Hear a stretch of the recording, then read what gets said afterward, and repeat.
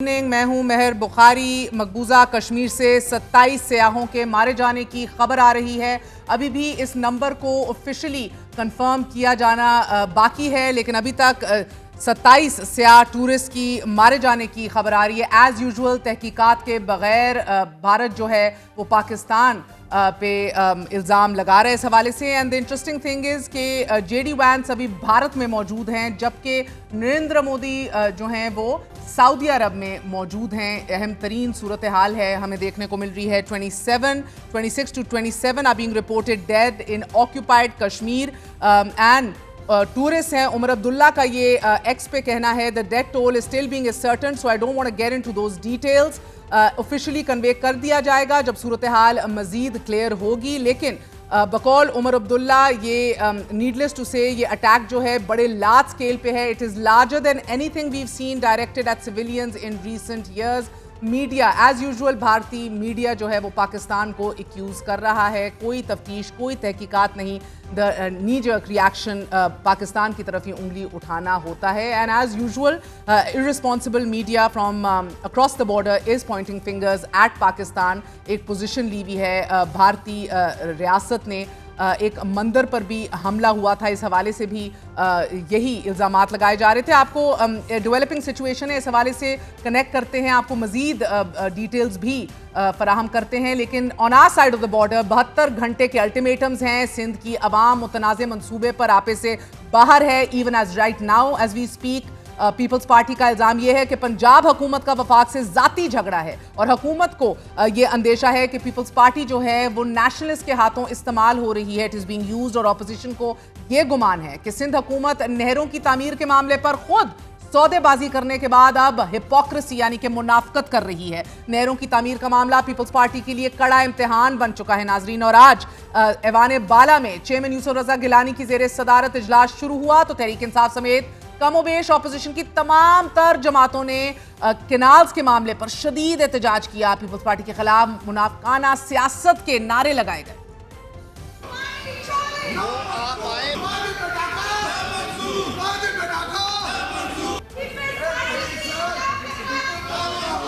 सिंध के अवाम इस बात पे सख्त नाला हैं क्योंकि वो सियासी जमात जो कि पाकिस्तान पीपल्स पार्टी है उसका जो स्टांस रहा है बड़ा मुनाफिकाना है। एक तरफ सपोर्ट कर रहे हैं, एक तरफ जो वाले साहब हैं, सदर साहब हैं, वो उसको उनकी जो अभी तकरीर थी सदारती इंतखाब की उसमें बात होगी, उन्होंने उस पर एतराज किया। जबकि इन्हीं सदर साहब ने जो जुलाई में मीटिंग हुई थी उस पर उसका इकरार किया था।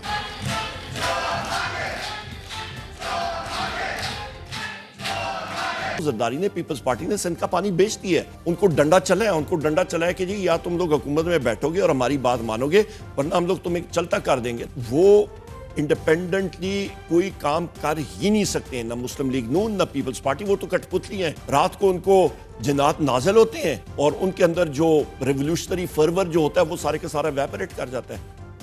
जबकि केनाल्स के मामले पर पाकिस्तान पीपल्स पार्टी ने अवान से वॉकआउट किया है और दौरान इजलास सेनेटर शेरी रहमान का ये कहना था कि जब आप हमें दीवार से लगाएंगे तो दमादम मस्कल अंदर तो होगा। हम सख्त सियासत भी करते हैं जब हमें दीवार से लगाया जाता है। चाहते हैं कि ये मसले हल हों, गुफ्तो शनीद से हों। देर पीपल्स पार्टी ने नहीं की, ये अच्छी तरह कोई सुन ले। हमें आप इतना दीवार से लगाएंगे तो दमादम मस्कल अंदर तो होगा जी। पीपल्स पार्टी को अच्छी तरह ठोक बजा के मजामती सियासत करनी आती है। अच्छा होता सबके लिए, सहर हासिल होता कि ये बात सॉर्ट आउट हो जाती। ये पानी का मसला क्यों इसकी तकसीम मुतनाज़ा फिर कर रहे हैं? अगर इसको रिजॉल्व करना है तो अनाउंस कर दें, ऐलान कर दें कि जी ये कंस्ट्रक्शन बंद हो गया है जो आपके हामी के बगैर हुआ था। आप वफाक को जोड़े रखें, आप सबको हुकूक दें। सेनेट में से हमने इसलिए अभी वॉकआउट किया है कि कोई इस बात को सुन नहीं रहा था। हम किसी इशू पर इस तरह की सियासत तभी करते हैं जब हमें दीवार से लगाया जाता है। जबकि वजीर इत्तलात सिंध शर्जील मेमन का यह कहना है कि पंजाब हुकूमत का शायद वफाक से जाती झगड़ा है। वज़रा बयानात से शायद वफाक को मुश्किल में डालना चाहते हैं। सिंध हुकूमत और पीपल्स पार्टी ने हमेशा यही स्टांस रखा है कि ये मुतनाज़ा कैनाल ना बनाए जाएं। अब इस इशू पे अनफॉर्चुनेटली पीएमएलएन के संजीदा लोगों से बातचीत हो रही है और पीएमएलएन के कुछ स्पॉयलर्स हैं, कुछ उनके वज़रा भी हैं जो उल्टे सीधे बयान दे रहे हैं। अब मेरे ख्याल से कि वो बातों को बनाना नहीं चाहते या उनका कोई जाती झगड़ा है आपस में फेडरल गवर्नमेंट से, पंजाब गवर्नमेंट का, कि वो चाहते हैं कि जी ये चीजें स्पॉयल हो, वो कोई गर्म बात करें, हम उस पे उन्हीं के फील्ड में खेल के हम भी कोई गलत बात करें और उस खराबी का फायदा मेरे ख्याल से वो पंजाब की शायद गवर्नमेंट वो इस तरह लेना चाहती है कि वो चाहते हैं कि जी ऊपर जो है फेडरल गवर्नमेंट डिस्टर्ब हो। गैर सियासी लोग जो इस तरह की बातें करें उनकी सियासी तरबियत मैं समझता हूँ कि ठीक नहीं है। तो मैं चाहता हूँ, अपील करूंगा प्राइम मिनिस्टर साहब से और मैं अपील करूंगा मियां नवाज शरीफ साहब से, जो आपकी हैं बाकी ये कुछ स्पॉयलर्स, उनको समझाएं और अगर यही रविश रही और फिर हमारी तरफ से भी अगर शोला बयानियां हुई तो बातें बनेंगी नहीं। एक आखिरी दफा हम ये कह रहे हैं, आप उनको समझाएं, जो लोग बातें करें उनका सियासी कद भी इतना बड़ा नहीं है कि वो इतने बड़े बड़े लीडरों के नाम लें।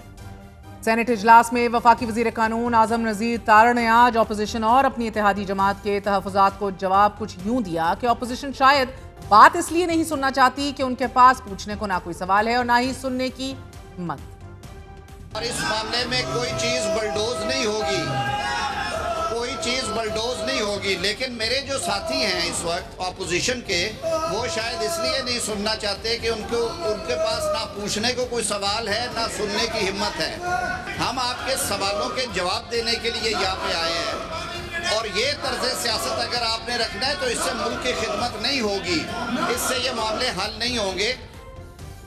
राना सनाउल्लाह गुज़िश्ता 36 घंटों में पीपल्स पार्टी समेत सिंध की तमाम सियासी जमातों से मुतअद्दिद बार टेलीफोनिक राब्ता कर चुके हैं और तमाम नेशनलिस्ट पार्टीज को भी रीच आउट कर चुके हैं। वज़ीर आज़म के मुशीर राना सनाउल्लाह ने कैनाल्स के मामले पर पीपल्स पार्टी से 2 बार राब्ता किया है, जबकि कौमी अवामी तहरीक के सरबराह अयाज लतीफ़ अली जो और JUI फे के रहनुमा अल्लामा राशिद सुमरो से राब्ते के बाद मुज़ाकरात की पेशकश भी की है। ताहम सिंध की सारी सियासी जमातों का मुश्तरका फैसला यह है कि पहले किनालों का फैसला वापस लिया जाए और फिर आइंदा आने वाले दिनों में मुज़ाकरात के लिए बैठक पर इत्तफाक हो चुका है, जबकि कुछ अभी भी ये कह रहे हैं कि काम रोका जाए। काम से मुराद क्या है आज जानने की कोशिश करेंगे, मगर सूबे भर में गुज़िश्ता 4 हफ्तों से जारी रहने वाला एहतजाज ताहाल उसी शिद्दत से जारी है। नाजरीन, सिंध से पंजाब और खैबर पख्तूनख्वा में सामान सप्लाई करने वाली गाड़ियों को रोक लिया गया है। मुजाहिरीन का यह कहना है कि अगर पंजाब हमारा पानी बंद कर सकता है तो हम सिंध से जाने वाली तमाम तर प्रोडक्ट्स और मदनियात भी जाने नहीं देंगे। और as we speak right now, अब से कुछ देर कबल नवाब शाह के पास 2 ट्रेनों को भी रोक दिया गया है। मुतनाज़े मंसूबे की मनसूखी तक पंजाब और खैबर पख्तूनख्वा माल सप्लाई नहीं होगा, ये एहतजाजियों की कॉल है। खैरपुर पास पर धरने के बाइस नेशनल हाईवे पर भी हजारों गाड़ियां इस वक्त फंस चुकी हैं। लूट मार के वाकयात भी रिपोर्ट हो रहे हैं। बुकला की जानिब से धरना गुज़िश्ता 5 रोज से जारी है और बुकला के शदीद एहतजाज के बाद अब डॉक्टर्स भी एहतजाज का फैसला कर चुके हैं। एहतजाज करने वालों का यह मुतालबा है कि वफाक फौरी तौर पर मुतनाज़े कैनाल्स मंसूबा वापस ले, वगरना एहतजाज का दायरा मजीद वसी कर दिया जाएगा। मुजाहिरीन ने सूबे की हुकूमत से मुतालबा किया है कि अगर हुकूमत वक्त ना माने तो पीपल्स पार्टी हुकूमत से अलग हो जाए। सदर कराची बार आमिर बड़ाइच ने यह वाजे किया है कि हम अपने एहतजाज के दायरे को वसी करेंगे।